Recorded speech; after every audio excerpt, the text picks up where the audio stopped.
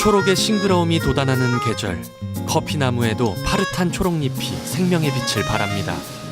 아버지의 인생과 내 미래를 품고 있는 커피. 우리는 커피나무와 함께 현재를 살아가고 희망을 일궈갑니다. 불행한 인생이라고 생각은 했었죠. 근데 남들이 강요해서 하는 일이 아니라 자기가 하고 싶어서 하는 일이니까.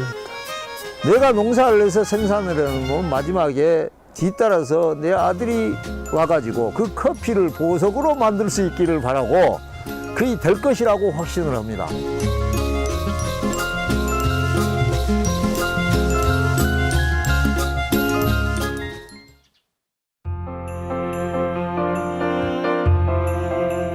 싱그러운 햇살이 머무는 고장 전남 고흥. 바다로 둘러싸인 반도의 땅은 오염되지 않은 자연을 그대로 느낄 수 있는 곳이죠.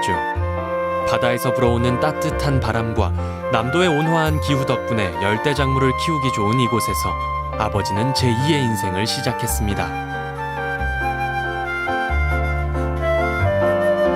수십 가지 작물을 지어온 베테랑 농부가 노년의 마지막으로 선택한 것이 바로 커피. 열대작물로 분류되는 까닭에 우리나라에선 흔치 않은 시도였지만 아버지는 특유의 집념으로 도전했고 5년이 흐른 지금 아버지의 노력은 빛을 발하기 시작했습니다. 이 커피는 생소할 뿐이지 농업을 아는 사람들은 어려운 문제가 아닙니다. 안 해봤기 때문에 어렵다고 하는데 그 어렵다고 한 사람들한테 묻고 싶어요. 뭐가 어렵냐고. 몰라서 어려울 거예요.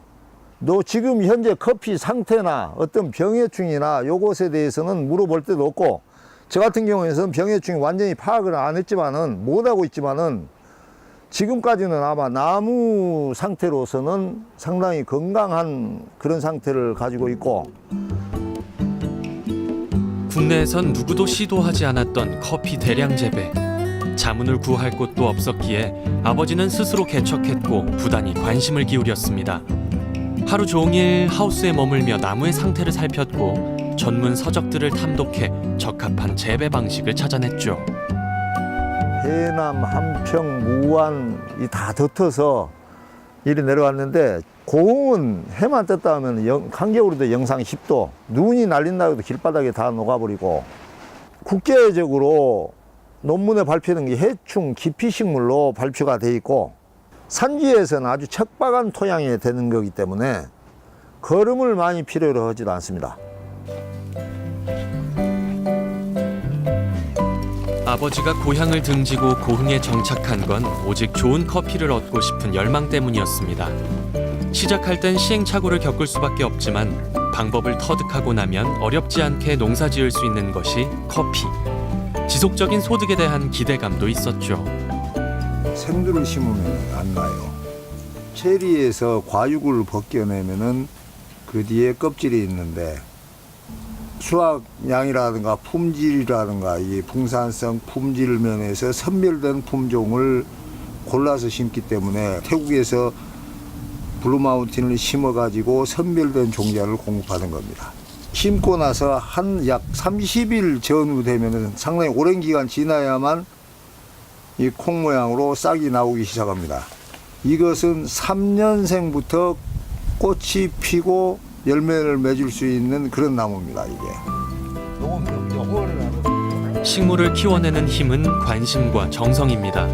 나무가 원하는 게 무엇인지를 세심하게 살피고 그에 맞는 적절한 처방을 내려줘야 하죠. 아버지의 능력은 나무의 마음을 읽고 보듬어주는 데 있습니다. 좋은 흙을 골라 생두를 심고 나면 싹이 나길 기다립니다. 싹이 나면 화분에 옮겨 심고 다시 땅에 심어서 뿌리를 내리고 땅의 기운을 받게 하죠. 지극한 정성과 기다림의 시간 3년이 흐르면 비로소 커피 열매가 우리에게로 옵니다.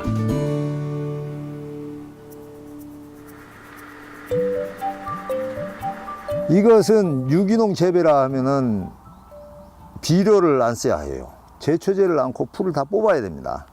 산에서 들에서 구해가지고 내가 만들어서 해도 충분한 그런 농사예요. 콩찌꺼기, 깻묵, 쌀겨, 그다음에 아미노산을 만듭니다. 그리고 노란 설탕이나 흑설탕이나 당밀에 절여가지고 그걸 우려내서 이걸 쓰면은 어떤 영양제보다 좋은 것이 나옵니다. 이게 지금 잎이 쪼글거리고 노란빛을 약간 띠는데 이런 상태가 전체적으로 그런 현상이 나와요. 이런 부분은 꽃을 피기 위해서 그 생식 본능을 유도하기 위해 가지고 스트레스를 주는 그런 상황입니다. 몸을 약하게 하거나 강한 어떤 스트레스를 주게 되면은 이게 나 죽을랑갑다 그러고 죽기 전에 종자 번식을 하려고 그래요. 이것을 인위적으로 이걸 맞춰줌으로써 꽃 피는 숫자를 늘리는 방식입니다. 그 시기가 끝나고 나면은 다시 나무에 힘을 돋게 하고 그 힘이 열매를 키우게 하고 이런 과정을 만들어가는 그런 시기예요.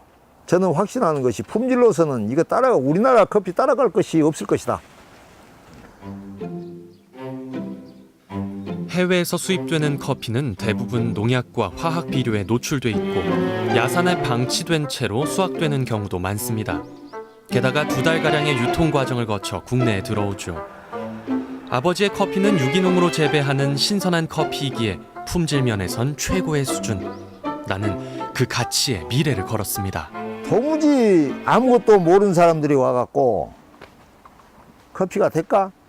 여기 되고 있는데 그런 얘기. 거기 가봤자 뭐 별 이상한 놈이 와가지고 커피 농사하는데 하는데 아예 가지 말아라.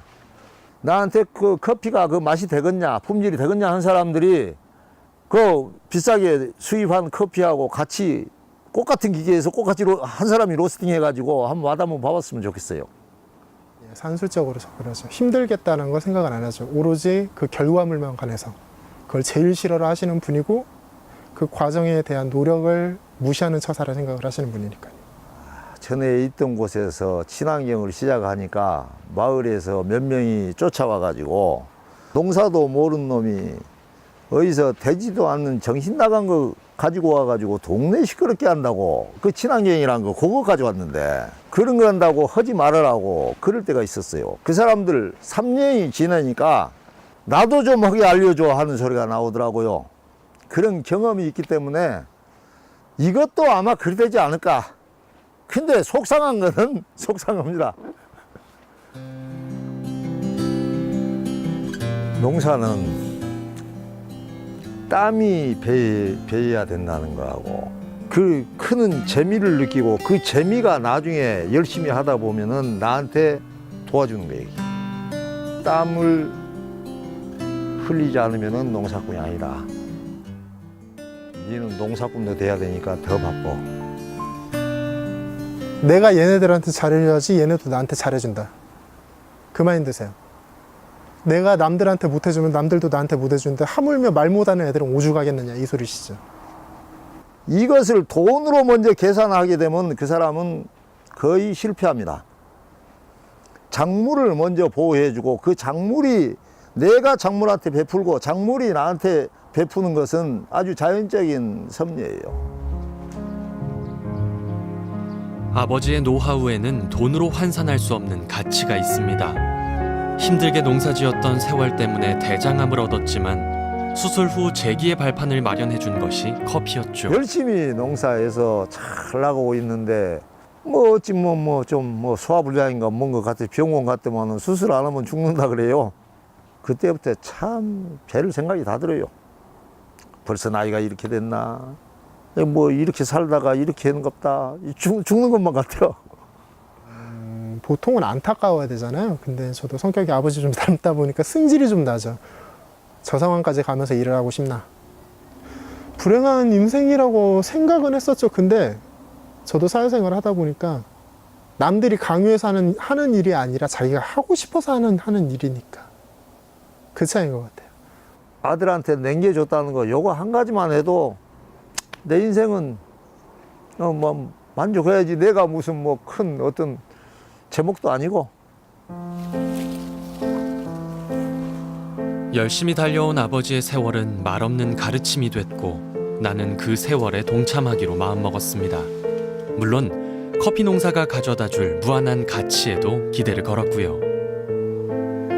이거를 성공시켜야 지금까지 아버지 고생한 것도 어떻게 보면 자식 입장에서 보상을 하고 그리고 저도 이거를 성공해야 앞으로 더 나아갈 수 있고요. 지금 이때가 끝나면은 꽃 피는 시기에는 주야간 온도차를 줄여가지고 꽃이 피서 수정이 잘 되게끔. 오시는 전문가들은 그러세요. 너는 대단한 걸 배우고 기회를 잡은 거라고. 운이 좋죠. 지금 아버지가 쌓아놓으신 지식과 농업 노하우를 공짜로 받을 수 있으니까요.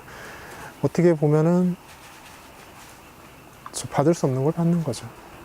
내가 농사를 해서 생산을 해놓으면 마지막에 뒤따라서 내 아들이 와가지고 그 커피를 보석으로 만들 수 있기를 바라고 그게 될 것이라고 확신을 합니다. 신선한 원두의 가치를 더 높이는 건 로스팅 기술. 지난 3년간 나는 커피 가공을 연구했고 나만의 로스팅 비법을 찾기 위해 노력하고 있는데요. 수십, 수백 번의 시도를 통해 답을 찾아가고 있습니다. 매뉴얼도 충실해야긴 하는데 개개인의 그 노하우라서 요리랑 똑같은 거라 손님 입맛 아니면 이제 자기 입맛 특징을 잡아서 먹는 게 제일 힘들죠. 로스팅도 약배전 있고 중배전 있고 강배전이 있고요. 그리고 그 구워가는 과정에서 불을 세게 하느냐 약하게 하느냐, 배출구를 여느냐 닫느냐 그 차이도 있는데 그걸 어느 타이밍에 잡느냐. 뼈저리게 느낀 게 노하우를 절대 이길 수가 없다. 로스팅은 레시피에 적힌다고 해서 그 레시피를 만든 사람은 이길 수는 없다는 거죠. 좋은 커피를 생산하기 위한 아버지의 노력이 빛을 발하려면 나의 노력이 뒤따라야 하겠죠. 물어볼 사람 하나 없이 스스로 길을 개척해야 했던 아버지에 비하면 나는 운이 좋은 사람입니다. 어디에서도 맛볼 수 없는 향긋하고 신선한 커피 한 잔으로 아버지의 땀에 보답하고 싶습니다. 여기서 커피 마을이라고. 아버지는 당신이 얻은 노하우를 통해 고흥을 커피의 메카로 만들고픈 꿈을 갖고 있습니다. 체험 농장을 통해 커피의 가치를 알리고 고흥의 농민들과 함께 커피 농사를 지으면서 말이죠. 있다는 것에 대한 자부심을 가질 수 있는 거죠. 어느 날 이 양반이 와서 키운 걸 보면은 깜짝 놀랄 정도로 어마어마한 양이에요. 지금 현재 우리나라에서는 아주 유일하지 않느냐 그런 생각을 해요. 14만 원, 17만 원짜리도 있습니다. 수입한 단가가. 국내에서 열심히 농사를 하면은 키로에 17만 원만 받아도 다른 농업보다 낫습니다. 커피 농사가 잘 되면은 아마 한 지역은 일어날 걸로 봐요. 내 주위에 나하고 비슷한 커피 농사가 같이 일어나기를 바라고 있어요. 그 일어난 것이 고흥의 대표적인 작물로 되기를 바라고 고흥의 어떤 작물을 내가 가져왔다 하는 이런 여운이 남았으면 하는 것이 바람이에요. 고단한 일상을 다독이는 한 잔의 싱그러운 커피. 우리는 그 향긋함으로 가족의 희망을 찾아가죠. 그 속에 아버지의 오늘과 나의 내일이 여물어 갑니다.